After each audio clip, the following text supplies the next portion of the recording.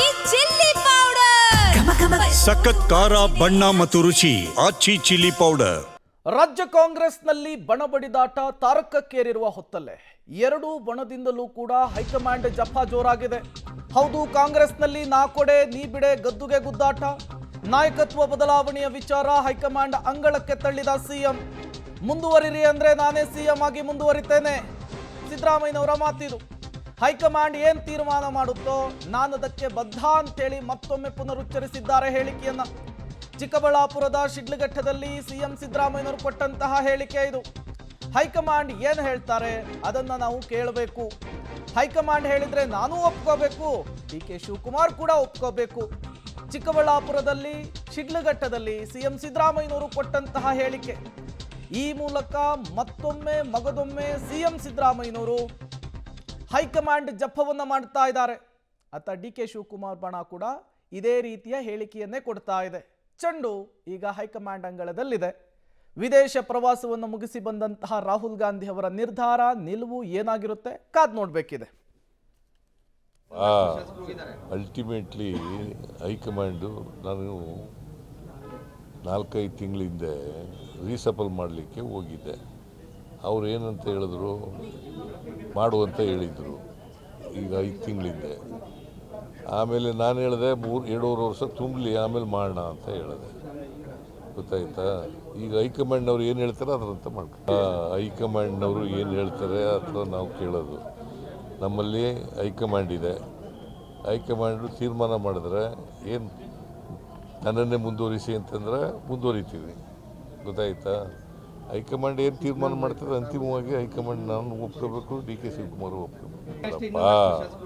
Ultimately high command ನಾನು 4-5 ತಿಂಗಳ ಹಿಂದೆ ರೀಸಪಲ್ ಮಾಡಲಿಕ್ಕೆ ಹೋಗಿದ್ದೆ. ಅವ್ರು ಏನಂತ ಹೇಳಿದ್ರು, ಮಾಡುವಂತ ಹೇಳಿದರು. ಈಗ 5 ತಿಂಗಳ ಹಿಂದೆ ಆಮೇಲೆ ನಾನು ಹೇಳಿದೆ 2.5 ವರ್ಷ ತುಂಬಲಿ ಆಮೇಲೆ ಮಾಡೋಣ ಅಂತ ಹೇಳಿದೆ. ಗೊತ್ತಾಯ್ತಾ? ಈಗ ಹೈಕಮಾಂಡ್ನವ್ರು ಏನು ಹೇಳ್ತಾರೆ ಅದರಂತ ಮಾಡ್ಕೊ. ಹೈಕಮಾಂಡ್ನವರು ಏನು ಹೇಳ್ತಾರೆ ಆ ಥರ ನಾವು ಕೇಳೋದು. ನಮ್ಮಲ್ಲಿ ಹೈಕಮಾಂಡ್ ಇದೆ. ಹೈಕಮಾಂಡು ತೀರ್ಮಾನ ಮಾಡಿದ್ರೆ ಏನು ನನ್ನನ್ನೇ ಮುಂದುವರಿಸಿ ಅಂತಂದರೆ ಮುಂದುವರಿತೀವಿ. ಗೊತ್ತಾಯ್ತಾ? ಹೈಕಮಾಂಡ್ ಏನು ತೀರ್ಮಾನ ಮಾಡ್ತಾರೆ ಅಂತಿಮವಾಗಿ ಹೈಕಮಾಂಡ್ ನಾನು ಒಪ್ಕೋಬೇಕು, ಡಿ.ಕೆ. ಶಿವಕುಮಾರ್ ಒಪ್ಕೋಬೇಕು.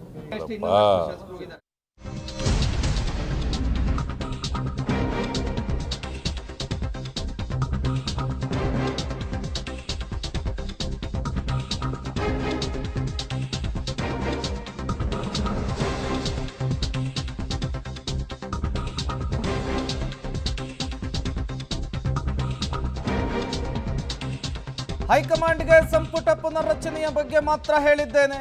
2.5 ವರ್ಷದ ಬಳಿಕ ಪುನರ್ರಚನೆಯ ಬಗ್ಗೆ ಮಾತ್ರ ನಾನು ಪ್ರಸ್ತಾಪಿಸಿದ್ದೇನೆ. 4-5 ತಿಂಗಳ ಹಿಂದೆ ಸಚಿವ ಸಂಪುಟ ಪುನರ್ರಚನೆ ಮಾಡಿ ಅಂತ ಹೇಳಿ ವರಿಷ್ಠರೇ ಹೇಳಿದ್ರು. 2.5 ವರ್ಷ ತುಂಬಲಿ ಆಮೇಲೆ ಮಾಡೋಣ ಅಂತ ನಾನೇ ಹೇಳಿದ್ದೆ. ಚಿಕ್ಕಬಳ್ಳಾಪುರದಲ್ಲಿ ಸಿಎಂ ಸಿದ್ದರಾಮಯ್ಯನವರು ಕೊಟ್ಟಂತಹ ಹೇಳಿಕೆ. ಅಲ್ಟಿಮೇಟ್ಲಿ ಹೈಕಮಾಂಡು ನಾನು 4-5 ತಿಂಗಳ ಹಿಂದೆ ರೀಸಪಲ್ ಮಾಡಲಿಕ್ಕೆ ಹೋಗಿದ್ದೆ. ಅವ್ರು ಏನಂತ ಹೇಳಿದ್ರು, ಮಾಡುವಂತ ಹೇಳಿದರು. ಈಗ 5 ತಿಂಗಳ ಹಿಂದೆ ಆಮೇಲೆ ನಾನು ಹೇಳಿದೆ 2.5 ವರ್ಷ ತುಂಬಲಿ ಆಮೇಲೆ ಮಾಡೋಣ ಅಂತ ಹೇಳಿದೆ. ಗೊತ್ತಾಯ್ತಾ? ಈಗ ಹೈಕಮಾಂಡ್ನವ್ರು ಏನು ಹೇಳ್ತಾರೆ ಅದರಂತ ಮಾಡ್ಕೊ. ಹೈಕಮಾಂಡ್ನವರು ಏನು ಹೇಳ್ತಾರೆ ಆ ಥರ ನಾವು ಕೇಳೋದು. ನಮ್ಮಲ್ಲಿ ಹೈಕಮಾಂಡ್ ಇದೆ. ಹೈಕಮಾಂಡು ತೀರ್ಮಾನ ಮಾಡಿದ್ರೆ ಏನು ನನ್ನನ್ನೇ ಮುಂದುವರಿಸಿ ಅಂತಂದರೆ ಮುಂದುವರಿತೀವಿ. ಗೊತ್ತಾಯ್ತಾ?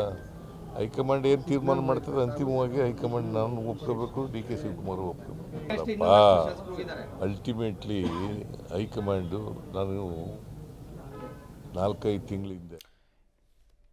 ಮತ್ತಷ್ಟು ಡೀಟೇಲ್ಸ್ ಅನ್ನು ಕೊಡೋದಕ್ಕೆ ನಮ್ಮ ಪೊಲಿಟಿಕಲ್ ಬ್ಯೂರೋ ಹೆಡ್ ರವೀಶ್ ನೇರ ಸಂಪರ್ಕದಲ್ಲಿ ಜಾಯಿನ್ ಆಗಿದ್ದಾರೆ. ರವೀಶ್, ಇಷ್ಟು ದಿನಗಳ ಕಾಲ ತುಂಬ ಆತ್ಮವಿಶ್ವಾಸದಲ್ಲಿ ಸಿದ್ದರಾಮಯ್ಯನವರು ಹೇಳ್ತಾ ಇದ್ರು 5 ವರ್ಷವೂ ಕೂಡ ನಾನೇ ಸಿಎಂ ಅಂತ ಹೇಳಿ. ಈಗ ವರಸೆ ಬದಲಿಸಿದಂತೆ ಕಾಣಿಸ್ತಾ ಇದೆ. ಹೈಕಮಾಂಡ್ ಒಪ್ಪಿದ್ರೆ ಅನ್ನುವಂಥ ಹೇಳಿಕೆಯನ್ನು ಕೊಡ್ತಾ ಇದ್ದಾರೆ. ಅವರು ಹೈಕಮಾಂಡ್ ಜಪ ಮಾಡ್ತಾ ಇದ್ದಾರೆ, ಇವರು ಹೈಕಮಾಂಡ್ ಜಪ ಮಾಡ್ತಾ ಇದ್ದಾರೆ. ಬಟ್ ವರಿಷ್ಠರ ನಿರ್ಧಾರ ಮತ್ತು ನಿಲುವನ್ನ ಎರಡೂ ಬಣದವರು ಅಷ್ಟು ಈಸಿಯಾಗಿ ಸ್ವೀಕರಿಸುವಂತಹ ಸಾಧ್ಯತೆ ಇದೆಯಾ ಅಂಥೇಳಿ? ಪ್ರಮುಖವಾಗಿ ಮುಖ್ಯಮಂತ್ರಿ ಸಿದ್ದರಾಮಯ್ಯ ಅವರು ಕಳೆದ 10-12 ದಿನಗಳಿಂದಲೂ ಕೂಡ ಪೊಲಿಟಿಕಲ್ ಗೇರನ್ನು ಬೇರೆ ಬೇರೆ ರೀತಿಯಲ್ಲೂ ಕೂಡ ಚೇಂಜ್ ಮಾಡ್ತಾ ಇದ್ದಾರೆ. ಅಂದರೆ ಒಂದು ಸಾರಿ ಟಾಪ್ ಗೇರಲ್ಲಿ ಹೋದಂಥ CM ಸಿದ್ದರಾಮಯ್ಯನವರು ಮತ್ತೆ ಒಂದು ರೀತಿಯಲ್ಲಿ ನ್ಯೂಟ್ರಲ್ಗೆ ಬಂದು ಒಂದು ರೀತಿಯಲ್ಲಿ ರಿವರ್ಸ್ ಗೇರ್ಗೆ ಹೋದಂಥ ಉದಾಹರಣೆಗಳು ಕೂಡ ಇದೆ. ಹಾಗಾಗಿ ಅವರ ಹೇಳಿಕೆಯಲ್ಲಿ ನಾವು ಸಾಕಷ್ಟು ವ್ಯತ್ಯಾಸಗಳನ್ನು ಗಮನಿಸ್ಬೋದು. ಇದೇ CM ಸಿದ್ದರಾಮಯ್ಯ ಅವರು ಬೆಂಗಳೂರಿನ ಕಾರ್ಯಕ್ರಮವೊಂದರಲ್ಲಿ ನಾನು 17ನೇ ಬಜೆಟನ್ನು ಮಂಡಿಸ್ತೇನೆ ಅಂತ ಹೇಳಿದ್ರು. ಅದಾದ ಬೆಳಿಗ್ಗೆ ಮೈಸೂರಿನಲ್ಲಿ ಒಂದು ಸ್ಟೇಟ್ಮೆಂಟನ್ನು ಕೂಡ ಕೊಟ್ಟರು. ಅಂದರೆ ಒಂದು ದಿನ ಬಿಟ್ಟ ಬಳಿಕ ಎಲ್ಲೋ ಒಂದು ಕಡೆ ಚಾಮರಾಜನಗರದಲ್ಲಿ ಅಲ್ಲಿ ಹೇಳಿದ್ರು ಈ ಒಂದು ಸಚಿವ ಸಂಪುಟ ಪುನರ್ರಚನೆ ಅಷ್ಟೇ ನಾನು ಪ್ರಸ್ತಾಪಿಸಿದ್ದು, ಜೊತೆಗೆ ಈ ಒಂದು ಪವರ್ ಶೇರ್ ವಿಚಾರ ಚರ್ಚೆ ಅನವಶ್ಯಕ ಅಂತ ಹೇಳಿದ್ರು. ನಂತರ ಮೈಸೂರಿಗೆ ಹೋದರು. ಮೈಸೂರಲ್ಲಿ ನಾನೇ ಬಜೆಟ್ ಮಂಡಿಸ್ತೇನೆ, ನಾನೇ 5 ವರ್ಷ CM ಆಗಿರ್ತೇನೆ ಅಂತ ಹೇಳಿದ್ರು. ಇವತ್ತು ಚಿಕ್ಕಬಳ್ಳಾಪುರದಲ್ಲಿ ಎಲ್ಲ ಒಂದು ಕಡೆ ಹೈಕಮಾಂಡ್ ಹೇಳಿದ್ರೆ ಮುಂದುವರಿಯಿರಿ ಅಂದರೆ ಮುಂದುವರಿತೀನಿ ಅಂತ ಮತ್ತೆ ಹೈಕಮಾಂಡ್ ಹೆಗಲಿಗೆ ಆಗ್ತಾ ಇದ್ದಾರೆ. ಅಂದರೆ ಆಗಿಂದಾಗೆ ಒಂದು ರೀತಿಯಲ್ಲಿ ಎದುರಾಳಿಗಳನ್ನು ಟ್ಯಾಕಲ್ ಮಾಡೋದು, ಜೊತೆಗೆ ಅವರಿಗೆ ಒಂದು ರೀತಿಯಲ್ಲಿ ರಿವರ್ಸ್ ಗೇರನ್ನು ಹಾಕೋದ್ರ ಮೂಲಕ CM ಸಿದ್ದರಾಮಯ್ಯ ಅವರು ತಂತ್ರಗಾರಿಕೆಗೆ ಏನಾದರೂ ಇಳಿದ್ರು ಅಥವಾ ಅಸಲಿ ಆಟ ಬೇರೆ ಇದೆಯೋ ಅನ್ನೋದು ಕೂಡ ಇನ್ನೂ ಕೂಡ ಅಸ್ಪಷ್ಟ. ಆದರೆ ಒಂದಂತೂ ಸತ್ಯ, ಹೈಕಮಾಂಡ್ ಹೇಳ್ದಂಗೆ ನಾನು ಕೇಳ್ತೇನೆ ಅನ್ನೋ ವಿಶ್ವಾಸ CM ಸಿದ್ದರಾಮಯ್ಯ ಅವರಿಗೆ ಯಾವ ವಿಚಾರದಲ್ಲಿದೆ ಅಂದರೆ ನನ್ನನ್ನೇ ಉಳಿಸ್ತಾರೆ ಅನ್ನೋ ವಿಚಾರದಲ್ಲೋ ಅಥವಾ ಬೇರೆ ಏನಾದರೂ ಸಂಧಾನ ಸೂತ್ರಕ್ಕೂ ಕೂಡ ನಾನು ರೆಡಿ ಅನ್ನೋ ವಿಚಾರದಲ್ಲೋ ಅನ್ನೋದು ಕೂಡ ಸ್ಪಷ್ಟತೆ ಸಿಗ್ತಾ ಇಲ್ಲ. ಅದಕ್ಕೆ ಸ್ಪಷ್ಟತೆ ಸಿಗಬೇಕು ಅಂದರೆ ರಾಹುಲ್ ಗಾಂಧಿ ಅವರ ಮುಂದೆ ಮತ್ತೊಂದು ಸುತ್ತಿನ ಒಂದು ಮುಖಾಮುಖಿ ಆಗಲೇಬೇಕು DK ಶಿವಕುಮಾರ್ ಮತ್ತು ಸಿದ್ದರಾಮಯ್ಯ. ಆ ಸಂದರ್ಭದಲ್ಲಿ ಕಾಂಗ್ರೆಸ್ನ ಹೈಕಮಾಂಡ್ ಪ್ರಕಟಣೆ ಮಾಡುವಂಥ ತೀರ್ಮಾನವೇ ಅಂತಿಮ ಆಗಿರುತ್ತೆ. ಒಟ್ಟಿನಲ್ಲಿ DK ಶಿವಕುಮಾರ್ ಅವರು ಕೂಡ ಅಂದರೆ ಈಗ ಬಿಟ್ಟರೆ ಎಲ್ಲೋ ಒಂದು ಕಡೆ ನಮಗೆ ಸಿಗೋದಿಲ್ಲ, ಹಾಗಾಗಿ ಈಗ ನಾವು ಒತ್ತಡಗಳನ್ನ ಏರಲೇಬೇಕು ಅಂತ ಅವರ ಕ್ಯಾಂಪ್ ನಿರಂತರವಾಗಿ ಸ್ಟ್ರಾಟಜಿ ಮೇಲೆ ಸ್ಟ್ರಾಟಜಿಗಳನ್ನು ಮಾಡ್ತಾನೆ ಬರೆದಿದ್ದಾರೆ. ಜೊತೆಗೆ ಸಿದ್ದರಾಮಯ್ಯ ಕ್ಯಾಂಪ್ ಕೂಡ ಬಹಿರಂಗವಾಗಿ ಯಾವುದೇ ರೀತಿಯ ಒತ್ತಡಗಳನ್ನು ಹಾಕದೇ ಇದ್ರೂ ಕೂಡ ಇಂಟರ್ನಲ್ ಆಗಿ ಅವರೇನು ಸ್ಟ್ರಾಟಜಿಗಳನ್ನು ಮಾಡಬೇಕು ಮಾಡ್ತಾ ಇದ್ದಾರೆ. ಹಾಗಾಗಿ ಸಿದ್ದರಾಮಯ್ಯನವರ ಹೇಳಿಕೆಯಲ್ಲಿ ಸಾಕಷ್ಟು ಬದಲಾವಣೆ ಆಗ್ತಾ ಇರ್ತಕ್ಕಂಥದ್ದು ಎದುರಾಳಿಗಳನ್ನು ಗೊಂದಲ ಮಾಡೋದಕ್ಕೋ ಅಥವಾ ಬೇರೆ ಏನೋ ಸ್ಟ್ರಾಟಜಿ ಅನ್ನೋದು ಕೂಡ ಗೊತ್ತಾಗಬೇಕಾಗಿದೆ. ಪ್ರೇಮ್. ಓಕೆ ರವೀಶ್, ಹಾಗೆ ಸಂಪರ್ಕದಲ್ಲಿರಿ, ಮತ್ತಷ್ಟು ಡೀಟೇಲ್ಸ್ ನಿಮ್ಮಿಂದ ಪಡಿತಾ ಹೋಗ್ತೀನಿ.